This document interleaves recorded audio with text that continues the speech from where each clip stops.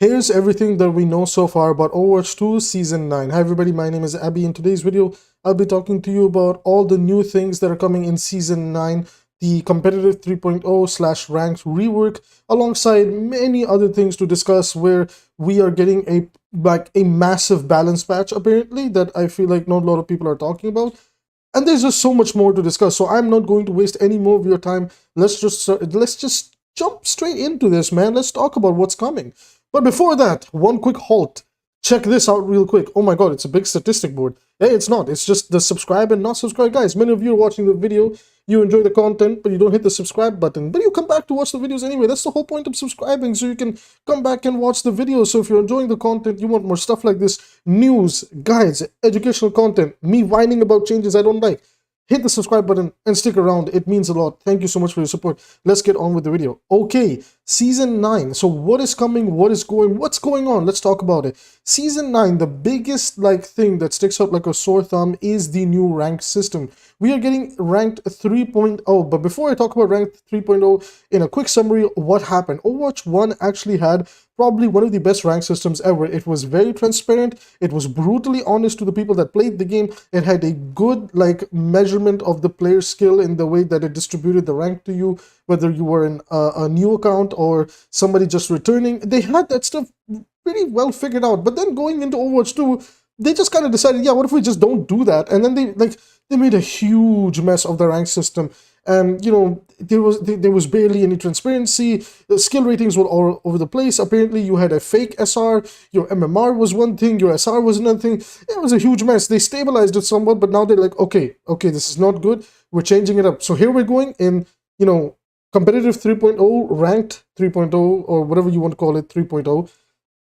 And the whole point of this thing from now on is going to be that it's going to be transparent. If I show you this screen over here, screenshot, sorry, on your screen right now, you can see over here that this is your new competitive overview. As you can see, there's a rank progress bar, and this is basically a new form of SR. Like, let's say 85%, this is gold 1. This is like probably 2485, right? Like 2485, this is Overwatch 1 language. You guys know that over there we have raw numbers. Well, now we're going to have percentages, maybe because percentages are just a lot easier to digest and all this type of stuff, and may not encourage ranked anxiety, or it might worsen ranked anxiety. I don't know. But the goal with this is to be more transparent. So you can see, hey, look, you're closing in on your next rank. So this is obviously a feel-good moment for the player. And then you will also be able to see when you're falling back in the rank. Of course, anybody that's grinding rank, you should just kind of not pay too much attention to this type of stuff and just keep grinding it out until you become the best that you can possibly be. And you can do that through VOD reviewing, or, you know, coming over to my streams and asking me to help you out. Thumbs up. So if you want that type of stuff, you know, just drop by my live streams on YouTube. You know, I love doing free VOD reviews if you're interested in that type of stuff. Enough with the shameless self-promotion for education, free education for people that want to get better at Overwatch. Let's talk about other things that are on this screenshot. Look at that advantage, streak, and calibration bonuses. So advantage and calibration. What I think what advantage bonus might mean is that the advantage you had was that maybe, actually I don't know, because an argument could be made that if you were the stronger team, you're more likely to win that game, thus you have the advantage. Or it was that, okay, you were the weaker team but you won that game, so here's your advantage bonus to go up because you played better than those other people. Then you have a winning streak bonus down there, because, you know, why would they ever give you a bonus for a loss streak? That would be silly. I really hope that's not the thing. And then we have a calibration. Now, I don't understand what the calibration might be for. I'm asking you guys, what do you think the calibration means? Please write that in the comments down below. Let me know. I might have missed something. So, you know, this is why we're a big community over here. We talk about these things together. Top right, quick look at this. You can see that per victory, you're going to get these new competitive points. And alongside that, you can see that there's some sort of little unique quest up there. 9 out of 10 progress to give you 200 more competitive points. Complete one game. Win gives you triple the amount, I think, or maybe the progress triple the amount, so that you can quickly make these you know, the currency, the competitive currency, so you can get your gold, or wait for it, emerald weapons. Yes, look at this new screenshot. We have emerald weapons coming into the game. Now, I don't remember if they said that if this is finished or not. In these screenshots over here, we have Reinhardt, Hanzo, Soldier 76, and Zenyatta. And honestly, the weapons look really basic. They don't look that good. Most likely this is probably because these are unfinished versions, and when they flesh them out and properly polish them, they're going to look much better. At least that's the copium that I'm sipping on and hoping to God that they could make them look good. No, they don't look that bad if I'm being realistic. Like if you have like skins that you can match them with, it's going to look really nice. For now, the only thing I don't like is, while yes, they are called emerald skins, it's just the basic weapons being painted over. I would like to see a different like texture in order to make it more unique compared to gold, because gold is the gold texture, along with a shiny effect to give off the gold feeling. Maybe with emerald we can have like a jewel like texture to give it like, you know, the emerald jewel like look to your weapons. I think that would be much better than, you know, this basic just green paint that will shine green.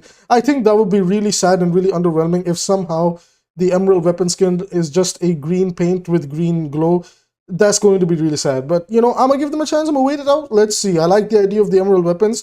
Green is one of my favorite colors, so we'll see what they do with it. Moving on to the next thing, and this is the big one. So we talked about ranked 3.0, which connects into the ranked rewards, which are obviously these weapon variants, as they call them now, or weapon skins, even though they are defining them differently. This all leads into the actual gameplay aspect, and that is that, first of all, every hero in Overwatch 2, every role, sorry, in Overwatch 2, excluding support, because, my goodness, guys, I'm sorry, my brain just like shut down, it just restarted, I'm back. Like the DPS and the tank role are getting the support passive, but it's going to be a tuned down version, so it's not going to be as strong as the support passive. It's just going to be there to help DPS and tank feel a little bit more individual. Now, obviously, as always, the problems with these passives are that on some characters it'll be really good, on some characters it'll be really bad. For example, brawl tanks are not really going to ever feel this, because, you know, they're almost always fighting up in your face tanking damage. This thing will never trigger. But, you know, for characters like Wrecking Ball in the tank role, this thing might come up a handful of times to help him with some, you know, certain breakpoints to recover HP. Now, alongside this, you know, before we all kind of fall apart, there is one more thing to note.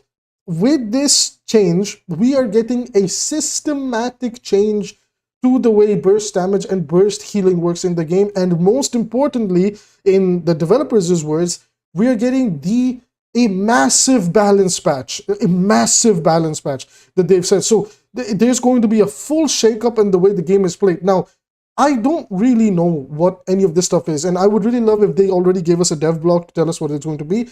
Here is what I think, what the systematic change might be to burst damage and burst healing. First of all, my first thought is I think they might put a damage cap and healing cap on how much you can heal or do damage. I think on one particular target at a time, the max damage our target could possibly take is 300 damage or 350 damage, something like that. And then the same applies for maybe the healing being around 400 or 450, something like that, or maybe the same value of 300 to 350. I think they might do something like that in order to quote-unquote control damage and healing numbers in this game, so that if there's a set limit, like, you know, the player that is able to achieve that will be rewarded for it. However, against tanks, it won't feel as overwhelming, because then they can only ever take a set number of damage over time. I hope you guys kind of, you know, understand what I'm saying here, right? Like, if you have Bastion and Torbjorn, let's say the combined damage that they're doing with their spam, like both of them activate, like, you know, like Torb overloads and starts firing away. Bastion goes into his turn form and starts firing away at, let's say, a Roadhog. Despite how much damage is being thrown in his way, the cap will activate and he will only take a certain amount of damage, right?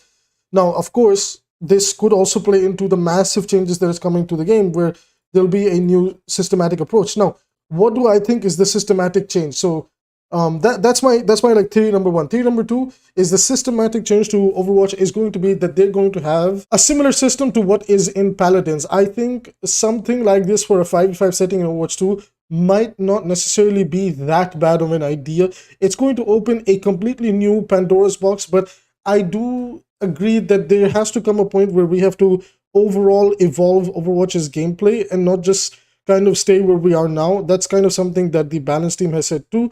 And I'm open-minded to new changes, because unfortunately, as much as I would love it, it doesn't seem like they want to go back to 6v6. So we have the 5v5, we have to figure out its problems. Now, what is the Paladin system? If you guys don't know, Paladins is kind of like an Overwatch-like game that's free to play.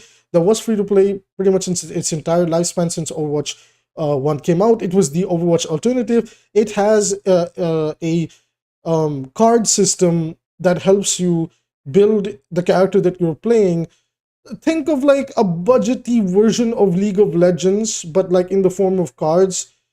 And for example, like let's say I'm playing somebody like Cassidy, my card system or like my new system that I can use to build Cassidy will allow me to do more damage against turrets, would allow me to do more damage against barriers, would allow me to self-heal more, etc., etc. So that is a quote-unquote systematic change to the game because there's a system that's being implemented around the game. That is something that I could see happening, and honestly, if it does, I'm very open-minded towards it because I do think that unfortunately 5v5's problems cannot be solved with just balance alone. They might need some changes. So I'm willing to be open-minded, willing to see what they want to do. And you know what? I can't wait for Season 9. And you guys let me know, are you excited for Season 9? One final thing. Look at the screenshot real quick. This is Gavin Winters, who was in a Twitch live stream. I forgot who the content creator was. He was basically saying that there will be a ranked reset. It's not going to be a full ranked reset, but there will be a decent reset where people will get a chance.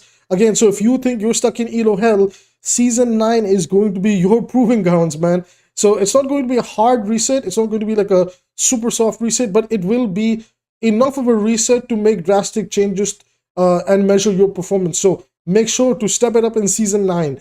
You know, just saying, I do VOD reviews. Anyways, enough of that. This was a fun video, everyone. I hope you enjoyed it.